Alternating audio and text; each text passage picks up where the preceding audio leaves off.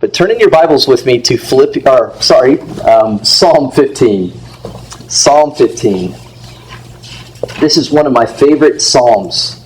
It's not the longest psalm, obviously, but regarding the 5 verses that we have in Psalm 15, it's going to be challenging to make it through because it's one of those psalms that, though it's shorter, it is loaded with rich content and material that we need to examine today together. If I were to ask you, what do you do to prepare for worship on a Sunday morning? How would you answer that question? Now, originally I was debating whether or not I should ask that rhetorically, but part of me wants to know, do you have things that you do to prepare for worship on Sunday? How would you answer that for your own family? Maybe it's things that you did in the past that was helpful. What do you do to prepare to worship on a Sunday morning?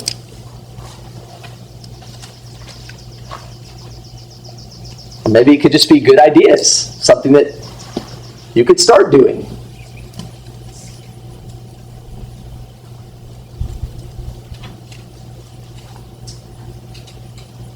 Prayer.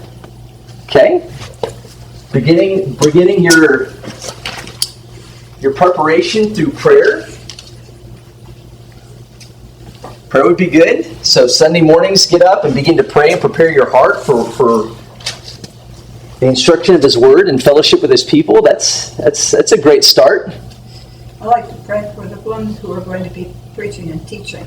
Okay. School teachers and... Amen. Thank you. That's much needed. Praying for the clarity of God's Word, right? That's one thing that Paul prayed for, right? Or asked for prayer for. Pray that I'm able to speak as I ought to speak and proclaim without hindrance what I need to say. Yes, sir. Open my heart that my heart might be receptive to what I hear. Okay. So even further prayer, just that our minds and hearts, are we all prone to have elements of sin and selfishness and distractions come in to not allow for that to be a possibility? To have our hearts and minds open, to listen, to be able to receive truth? Absolutely.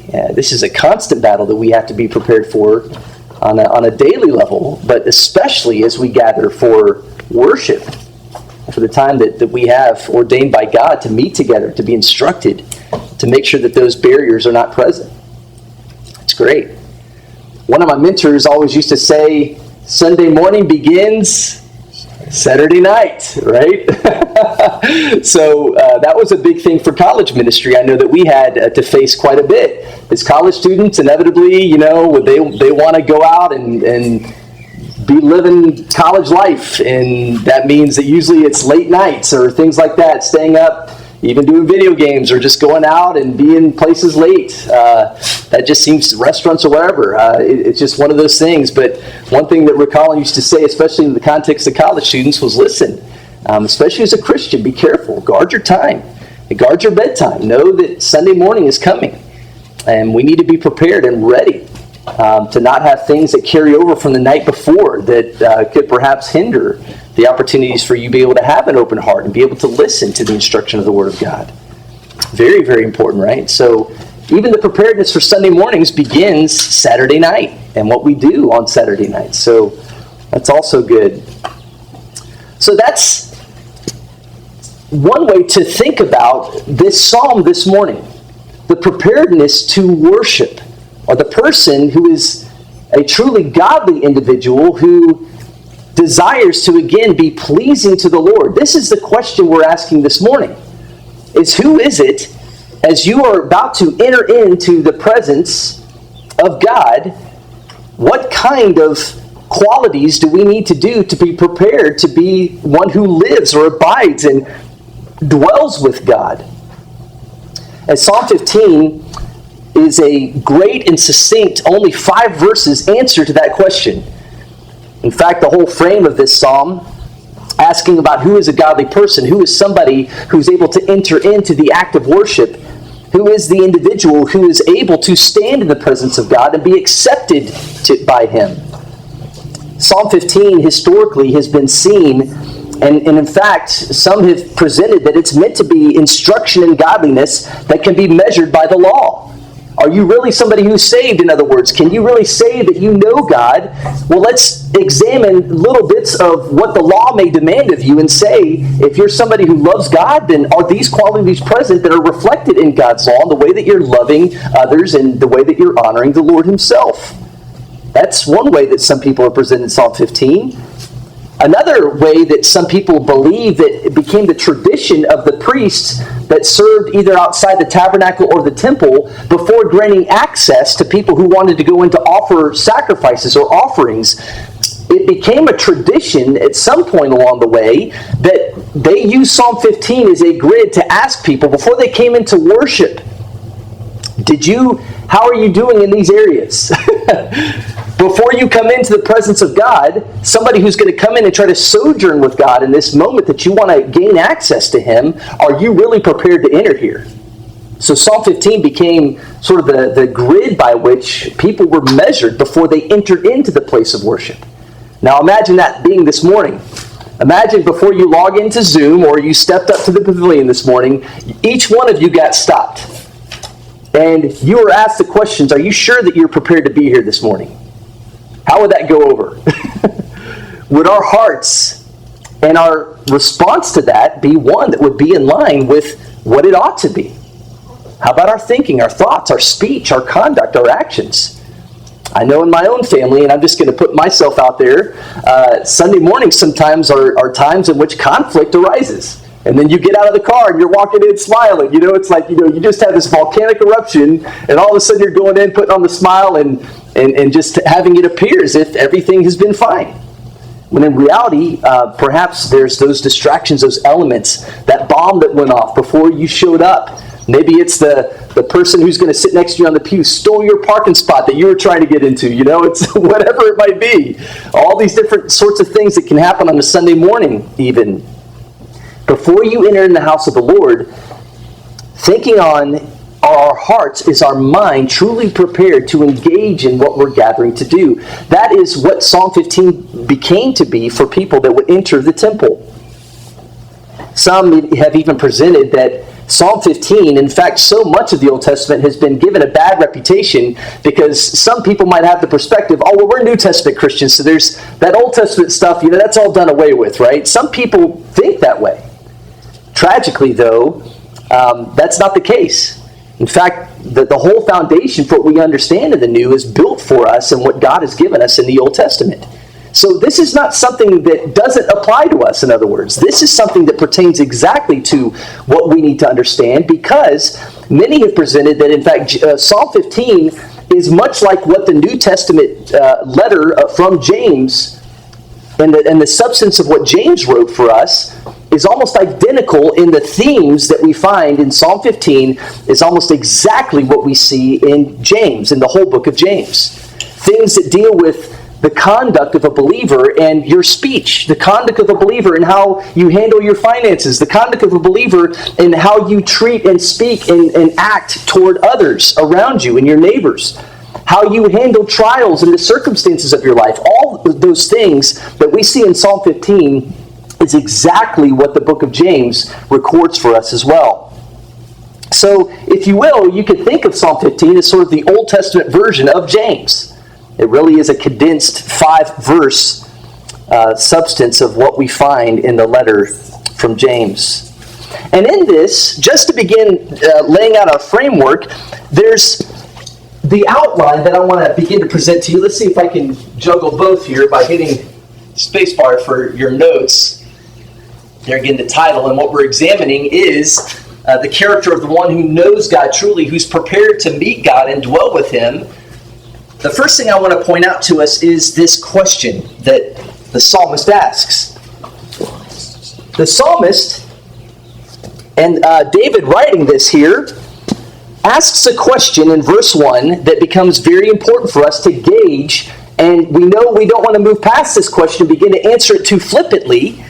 This is a rhetorical question, one that's not meant to be necessarily what I did this morning by going around and collecting a whole bunch of different varieties of answers. The psalmist has something specific in mind when he opens up with this question. He's leading into wanting to teach us about what the true person looks like that has godly character. Somebody who truly knows and is prepared in worship to meet God. So when he asks the question in verse 1, O Lord, who shall sojourn in your tent, and who shall dwell on your holy hill? This rhetorical question is employed for dramatic effect.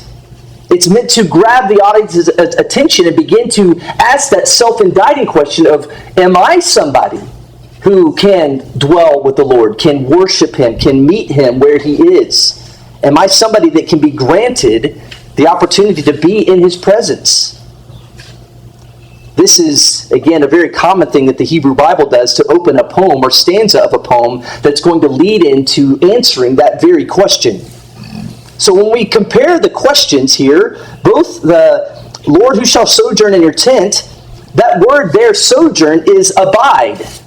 The Hebrew word here for abide refers to sojourning or spending a night somewhere. In other words, this is not somewhere that you are setting up a permanent residence.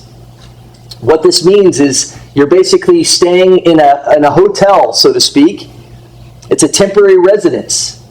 So if you are looking to even step into temporarily the presence of God, maybe as an act of worship on a Sunday morning perhaps could be seen as a sort of a unique moment in which we're gathering for the purpose of hearing and understanding and meeting with God, that could be a temporary moment in which we are beginning to engage the presence of God in a unique way that He's ordained for us.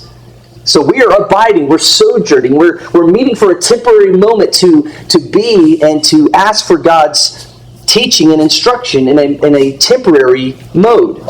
So if you're looking to sojourn in the presence of God, but then it also, the next part of the question, right? It's not just sojourn there, it's also who shall dwell on your holy hill.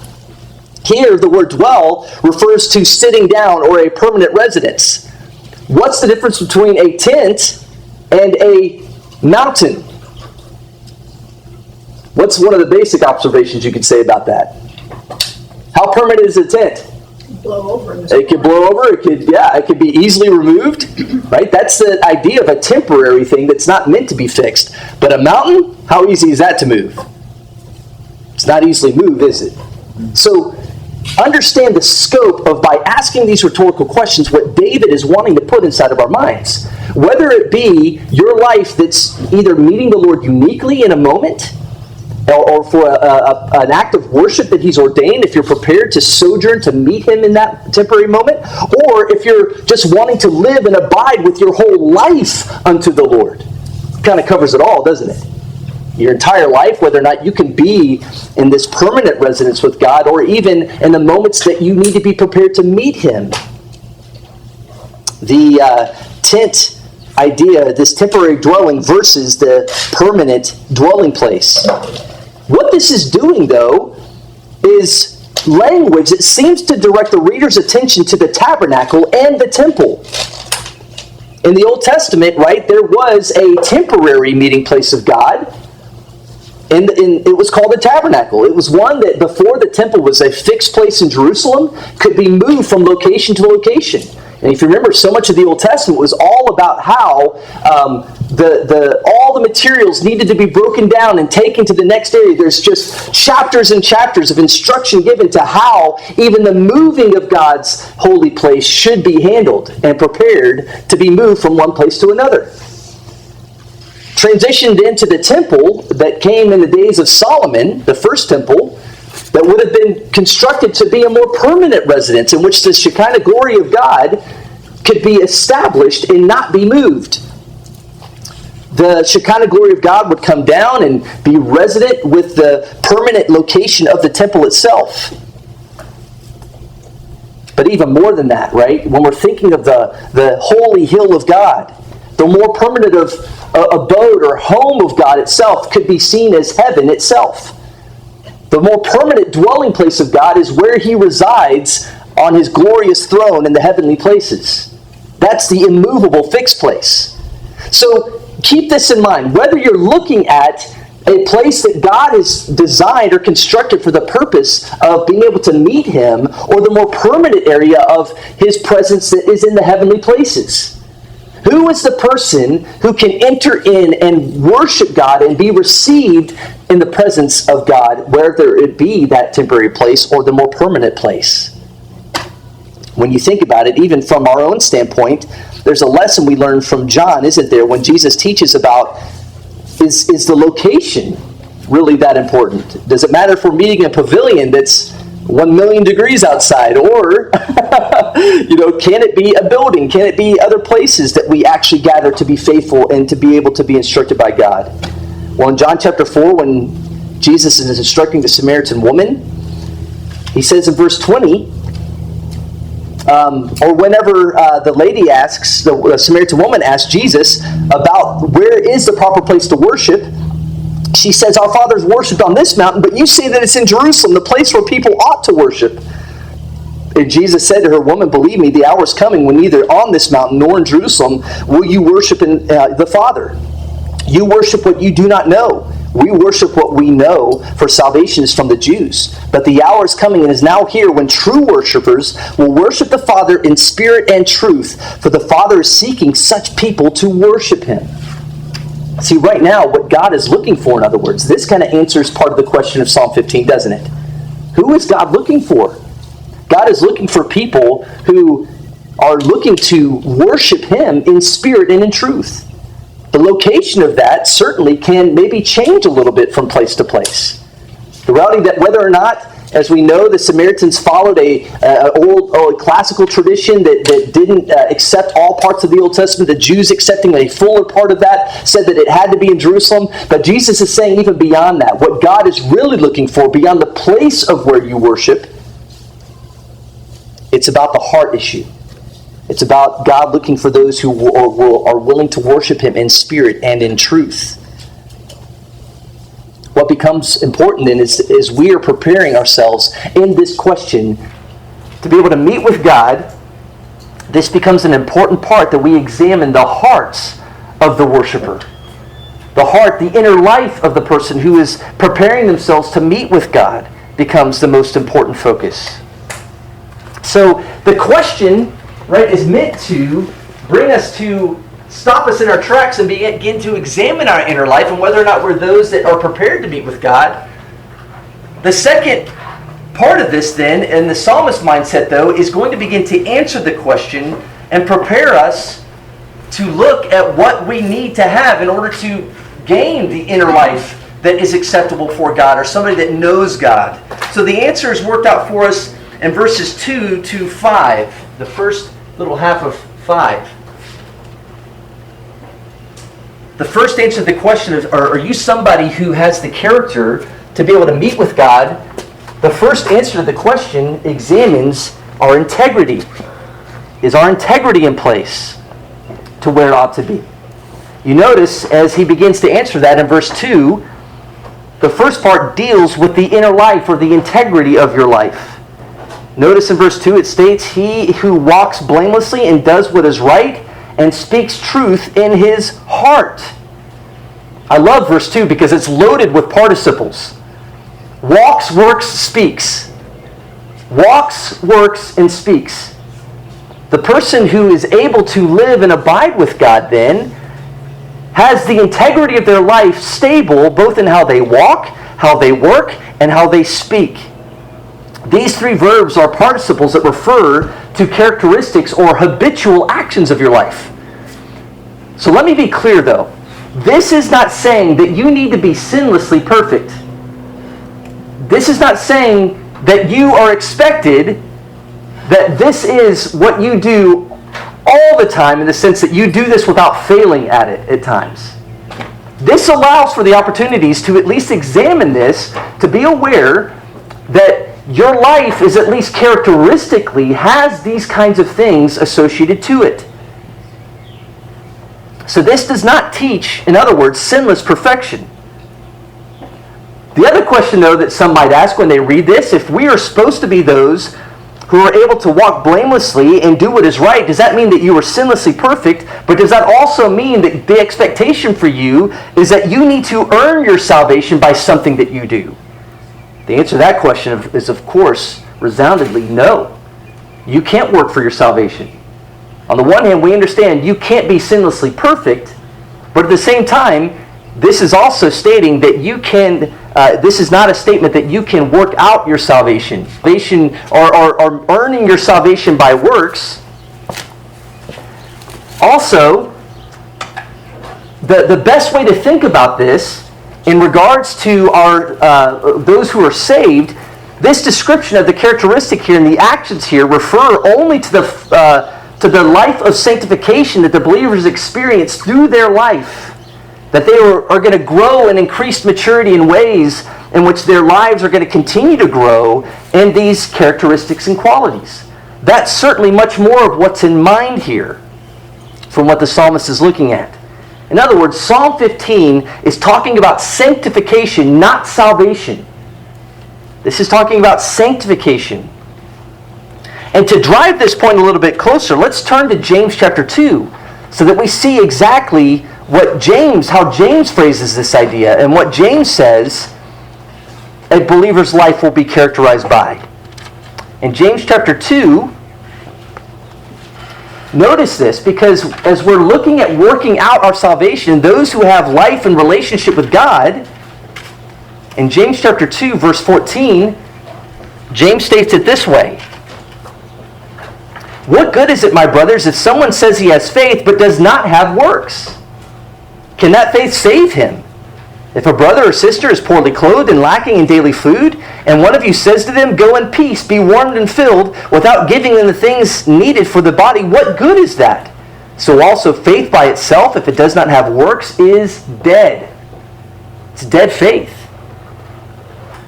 So again, James' point in James chapter 2 is all about the fact that, look, if you have true faith, if you're somebody who's been saved by God and has a relationship with Him, the reality of that faith will be exhibited in your life unmistakably.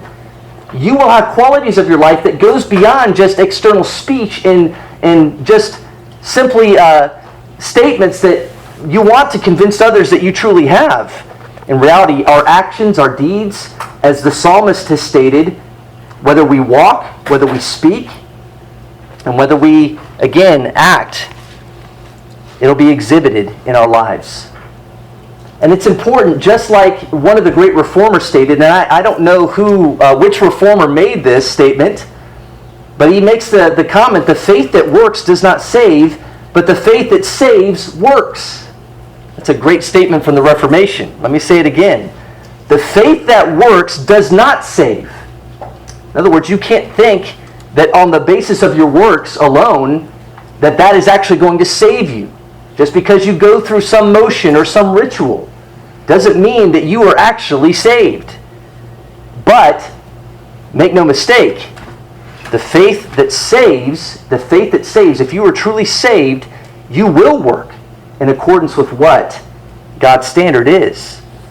You'll have characteristics and qualities that show you have a relationship with Him, that you want to be honoring to Him in what you say and do and act. That's all very important to gain from this. When you read back in Psalm 15, you see the person who walks blamelessly, who does what is right, and then finally, who speaks truth in his heart. That's a little bit of a shocking statement, isn't it? Because you think that when somebody is speaking, what happens when somebody speaks? Where do words come out? Of your mouth. So you would think that the psalmist David here would be saying that you're going to speak words out of your mouth that are pleasing to God. But that's not what he says, is it? Where does he say we're speaking? We're our hearts, right? And what is it that we're speaking to our hearts? That becomes a marked identity and character of a believer. What are we speaking in our hearts? Truth. In other words, we're not letting falsehood, we're not letting lies, we're not letting things that could corrupt the inner life of our existence to defile our lives. The heart becomes an incredibly important organ of our body then, spiritually speaking. When we go back to James and we see exactly what he says about this in James 3:14, when he says there, if you're wise and understanding, who is the person who has wisdom from heaven and is actually, again, knowing and having a relationship with God? It says, by his good conduct, let him show his works in the meekness of wisdom. But then he says in verse 14, if you have bitter jealousy and selfish ambition in your what? If bitter jealousy and selfish ambition is where?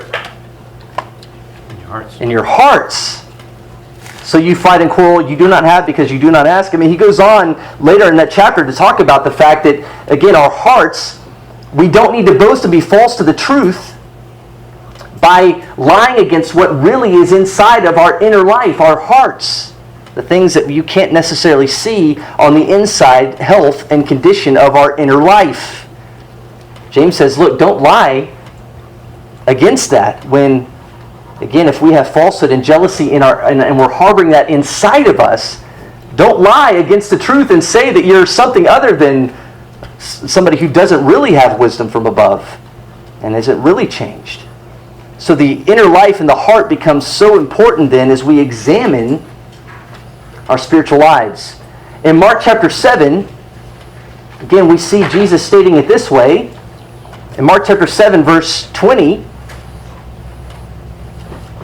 this is another lesson from Jesus about this same matter. When he asked them, in verse 18, he said to them, are you also without understanding? Do you not see that whatever goes into a person from outside cannot defile him, since it enters into his heart, not into his heart, but his stomach, and is expelled? Thus he declared all foods clean. And he said, what comes out of a person is what defiles him. For from within, out of the heart of man, comes evil thoughts, sexual immorality, theft, murder, adultery, covetousness, wickedness, deceit, sensuality, envy, slander, pride, foolishness. All these evil things come from within, and they defile a person. So what is Jesus saying here? What's your take on what Jesus is saying here? What's he really concerned about? Is he concerned about you just performing some outward ritual, from you just going through motions of things? Certainly, right, he's getting beyond those external issues, and he's bringing the level of truth to say, look, what really matters, what you really need to be concerned about is not as the Jews were, just a concern with the outward ritual performance. Jews going and having to cleanse themselves ritually through all the different external things that they had to perform in order to be viewed as acceptable before God. What Jesus is teaching them is, look, you guys are doing all these external things, but you're missing your inner life. You've missed the inner life, which really is what matters. It's not the external things that defile you, but what you need to understand is how your inner life can be corrupted, your inner life that is going to be the battleground for what really comes out of you and what you truly are. The inner life, the heart issues, is where we, back to Psalm 15, need to always be placing the focus.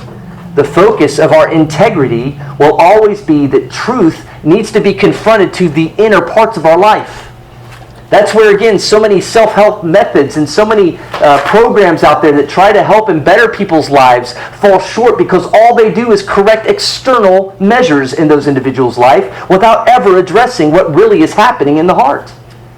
See, we need to understand that if you really want to have a life restored and a life that is characteristic from somebody who really knows God, you have to begin with the inner life. That's why the psalmist says, you speak truth to the heart. The heart becomes then the battleground and the foundation that needs to be addressed. And it's always the place in which the true believer will want to take the level of truth to bear, not to just convince people outwardly that they are something great. In reality, they take the greatest concern that they want their hearts to be prepared. They want their hearts to not have the corruptions that erupt out of it that we read in Mark chapter 7 earlier. We need to be very careful about guarding our inner life and knowing that if we have a life with God, this is the realm, this is the area that you need to tend to the most. It's the garden of your soul. It's the seedbed of your life. And as Jesus says again, what comes out of your heart will demonstrate who you truly are. What comes out of your mouth demonstrates also, and the actions of your life demonstrates what you really have in your inner life and the substance that's there. If it's not around truth, then you can expect there's going to be compromise that then begins to appear on the outside of your life. That's why, again, we need to be very careful to guard our inner lives. And anytime that you begin to see the outward manifestations of compromise, you know that if you trace the chain links back, it goes back to a heart issue that's been compromised. So we always need to take issues to matters of the heart whenever the outward indications show that something is actually wrong and off further inside of our souls. See, the godly person wants to go to the integrity of their life and to be guarded there. So one of our prayers around this in integrity is, Lord, help us to be honest in all that we do. Keep us to be able to be one who can speak truth to our inner lives and not lie even to ourselves about what we really need. That becomes so important to guard our integrity. The second answer to the question has to do with our relationships. Our relationships. And this is in verse 3 to the second or the middle part of verse 4. In verse 3, we notice this same individual who's able to have life with God, he is one who does not slander with his tongue and does no evil to his neighbor. He's one who does not slander with his tongue and does no evil to his neighbor. You'll notice verse 3, there's a lot of negatives. There's a lot of no's and nots. Not, nor. He doesn't do this, he doesn't do this, he doesn't do this. In the Hebrew of verse 3, the negatives are permanent. They're objective in what they're negating rather than temporary or subjective negation. What that means is in the Hebrew there's two ways to say no or to present something negatively. There's one that can mean no, and that just means for right now, in this moment, no. It's a temporary no. I have to do that to my kids sometimes. Like, Dad, can I have a piece of candy?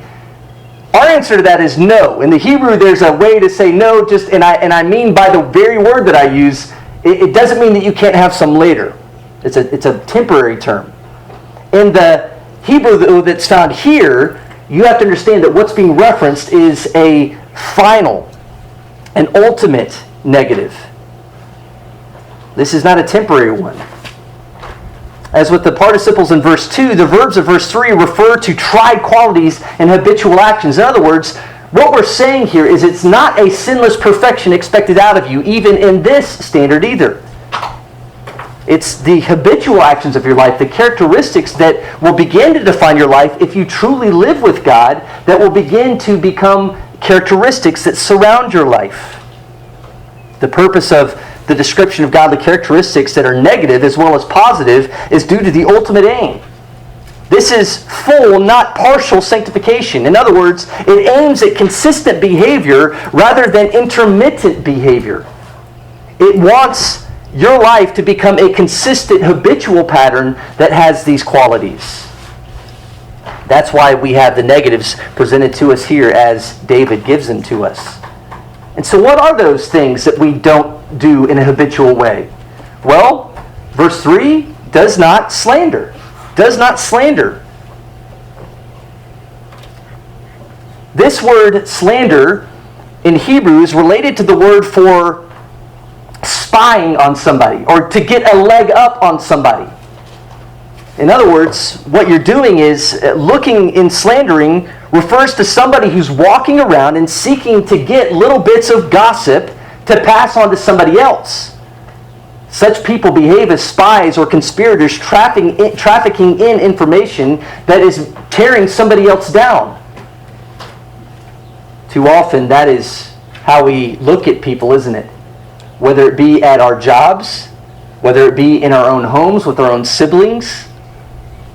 We often, I've noticed it with my own family, that too often siblings will look for that little bit of incriminating action that their sibling does, and they can't wait to then go take and tear down their sibling by telling the parents, right? In this case being Brooke and myself.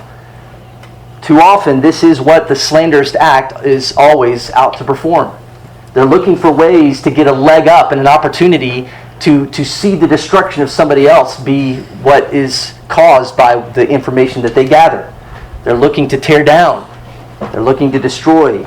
They're looking to get an advantage over those people by diminishing their character in some way, by speaking to somebody else that's not a part of the solution what that action was. They're not looking to even offer up suggestions on a better way that that person can act. They're just simply looking to destroy that person in some way, whether it be small or great. James also deals with this. In James chapter 1, this is how James talks about this individual. In James chapter 1, verses 26 to 27, listen to what he says here. If anyone thinks he is religious. So that's a great question, right? Do you think you're religious today? Well, if you think you're religious, listen to what James says, and you don't bridle your tongue, but deceives his what?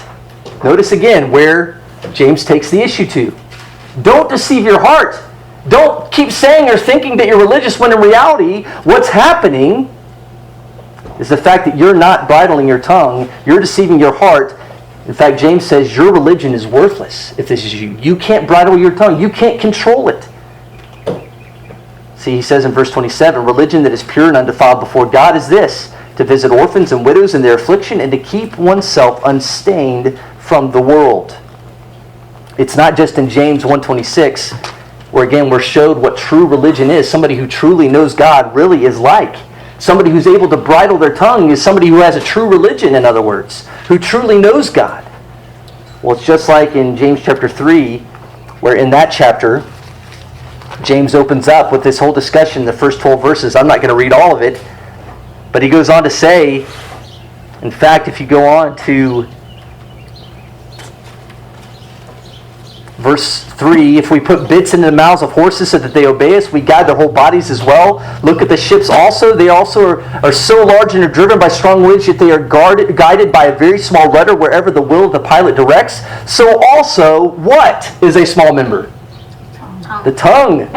Just like a rudder on a ship. Just like the little bit in a horse's mouth to control such a large animal or a large ship. The tongue is a small member, yet it boasts of great things. And he goes on, how great a fire is set ablaze by such a, or how great a forest is set ablaze by such a small fire. And the tongue is a fire, a world of unrighteousness. The tongue is set among our members, staining the whole body, setting on fire the entire course of life, and set on fire by hell itself. I mean, if there's anything that we can learn then, even by observing small kids in this matter, the tongue becomes one of the hardest things for us to control in the human life, isn't it?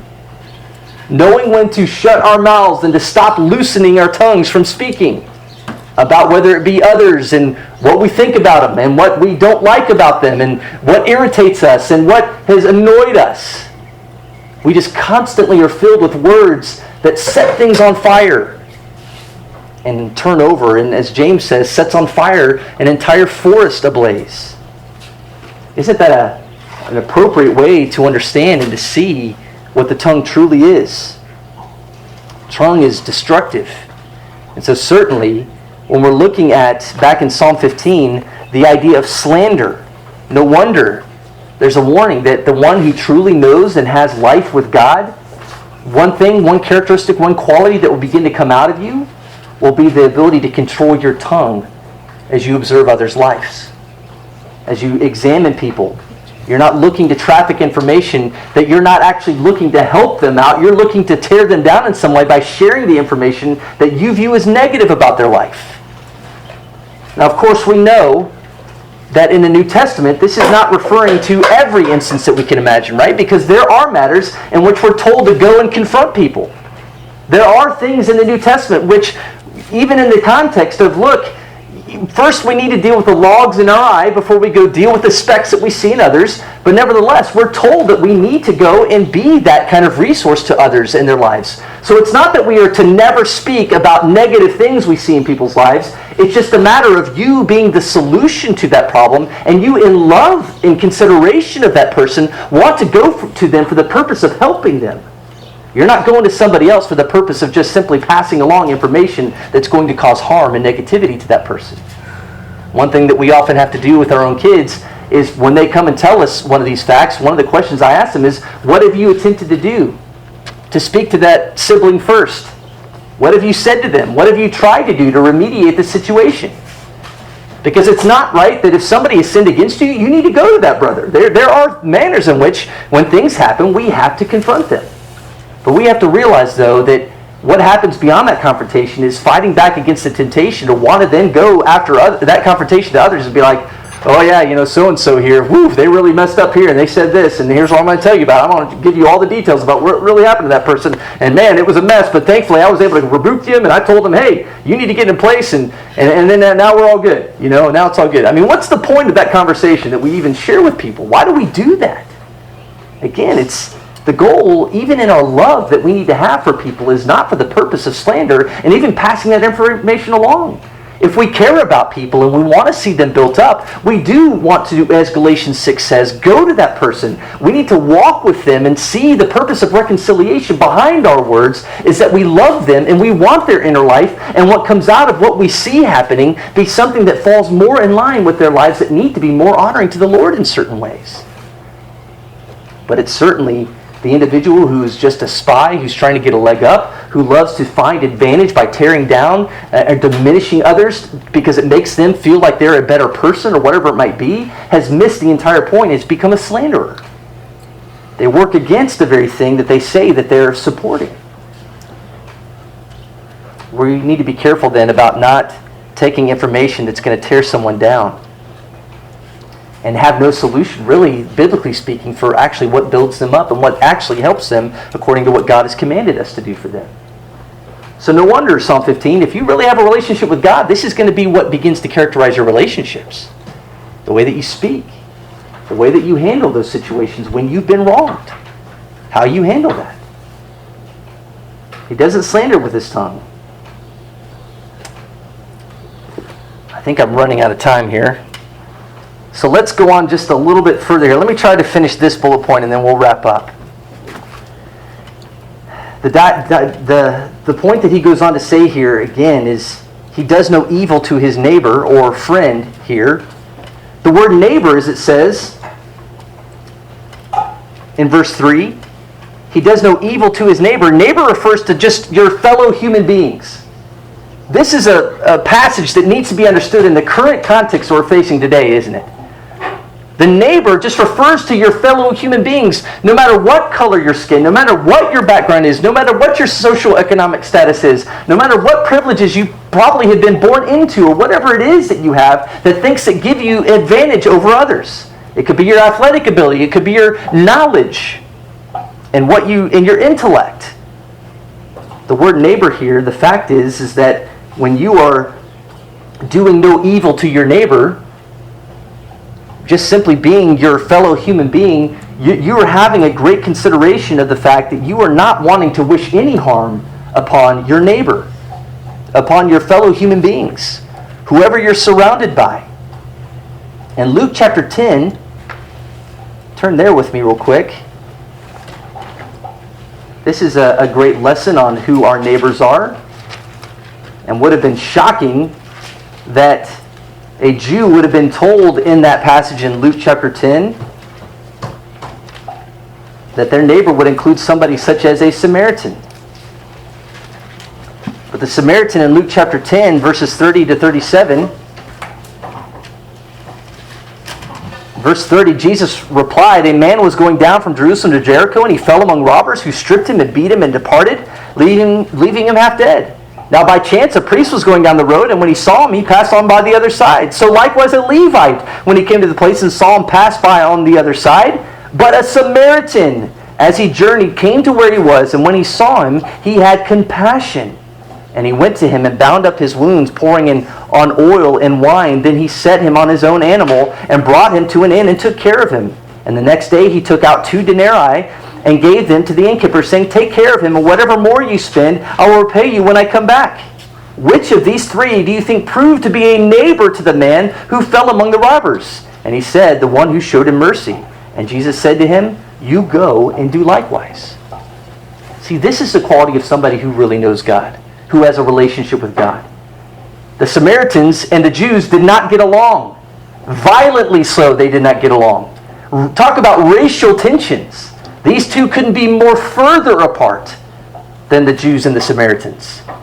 There were race relation issues even in the days in which Jesus lived between those two groups of people.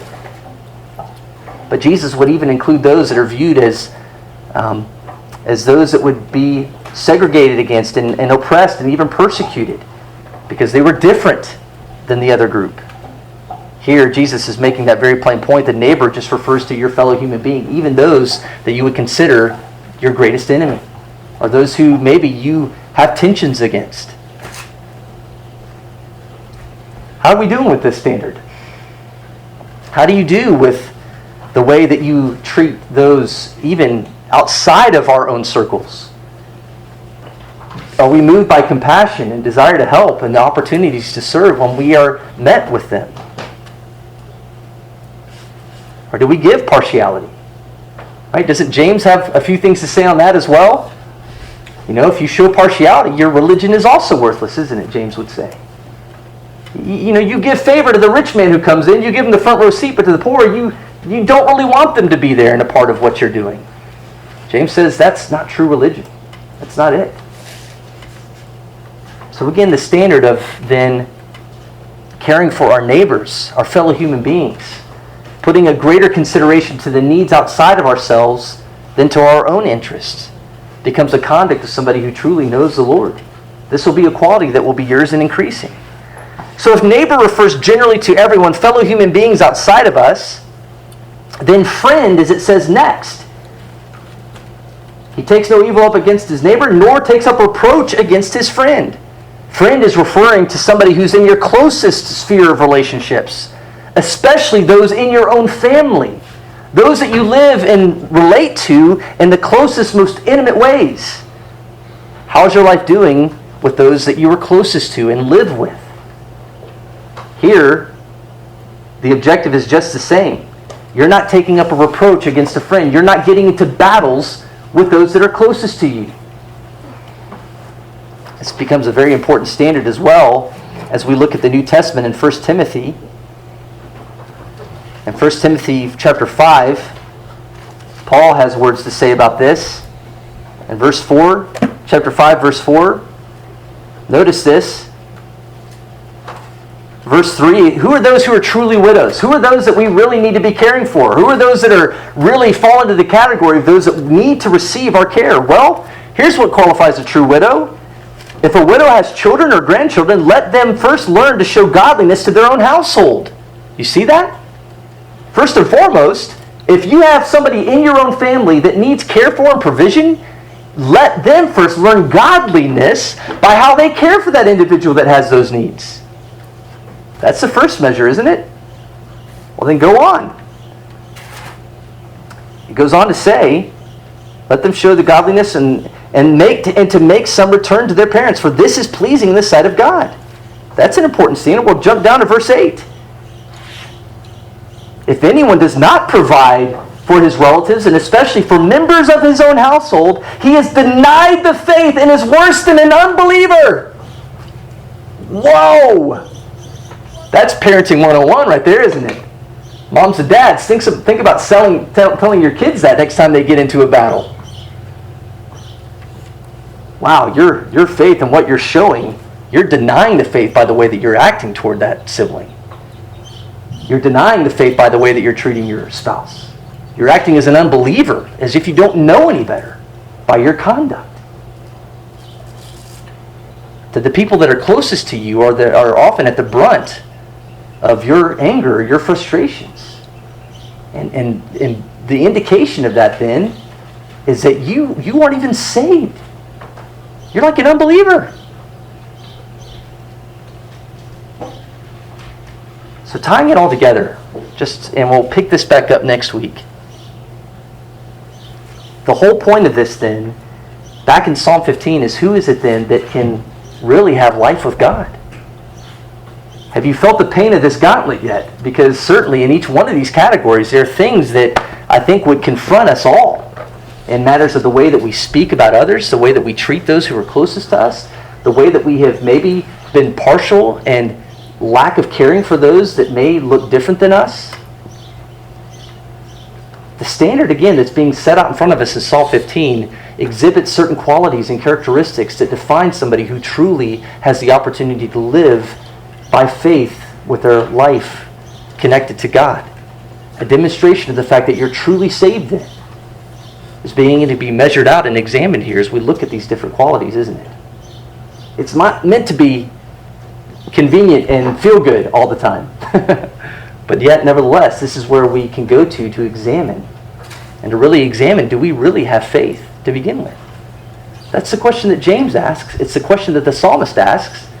It's the question that we just read, even from Paul himself. So as you question your own life to this end, how are you doing? Do you need help and encouragement? I pray that, again, we can keep striving for this standard that we've all received in our salvation because of Christ. Remember, this is all for those that know Christ, who profess to know Him and love Him. It's these qualities that we need to continue to be pressing on to see more and more fruit begin to flow from our lives in these various categories. We'll pick this back up next time we're together, next week, Lord willing, and we'll continue to look at these different questions and answers. Okay? Let's pray together. Father, we're so thankful for your word. We're so thankful for how clear it is. We're so thankful that even in the midst of distractions, Lord, today I pray that you've allowed whatever parts of your word can open our minds and convict us of how we ought to begin to think and act in accordance with what we've seen here today. Lord, we're thankful for Psalm 15 and just the wisdom that it has for us. Lord, help the conduct of our lives be what is pleasing to you, Father, as we do profess a love and a devotion to Jesus Christ. Would we begin to then exhibit the life of quality of those who truly live and dwell with our inner lives of integrity that are intact and seeking to be faithful to you. But also, Lord, would the conduct of our inner life be able to bear out in the way that we speak and act toward those that are most close to us in proximity. But even beyond that, Lord, to our neighbors, to those that we work with, to those that we encounter on the street, would we begin to exhibit a life that gets beyond ourselves and begins to think of your glory in the midst of everything that you would have us do and live and speak and say and do. All these things, Lord, we desire to the ultimate end of your name and Jesus Christ to be honored. We pray this for our church, Lord, that we would increase in these qualities and characteristics together. We pray all these things in accordance with your grace and for your glory alone, Lord. Amen.